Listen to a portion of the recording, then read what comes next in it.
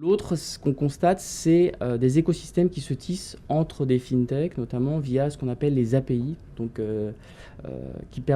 qui ouvrent les systèmes d'information des unes et des autres, et qui permettent de créer des outils, des logiciels ou des applications sur la base de l'utilisation du service d'une autre fintech. D'accord, c'est-à-dire qu'une fintech est spécialisée sur un secteur en particulier, Voilà. et elle va aller rechercher ce que font bien les autres sur des modèles bien identifiés. Exactement, c'est exactement ça. Et donc ça crée en fait des écosystèmes multiplicatifs, je dirais. Donc on l'a vu notamment autour du service autour de la PME notamment, donc qui permet de faire une agrégation de services et donc d'offrir au final un ensemble de services complets pour les PME. On le voit aussi dans le domaine de la finance, un peu sur les marchés.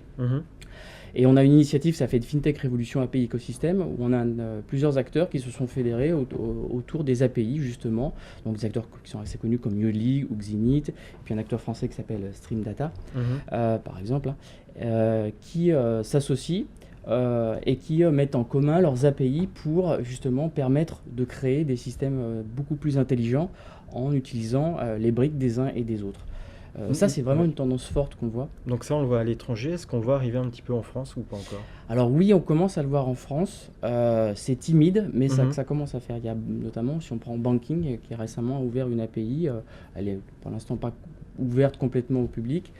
Mais c'est une tendance forte qu'on voit, qu'on a d'abord vu effectivement à l'international, comme des acteurs qui historiquement arrivent, j'allais dire, avec une API, comme des acteurs comme sur le paiement comme Stripe ou des gens comme ça, qui nativement ont une API pour que leur système soit utilisé le plus massivement possible.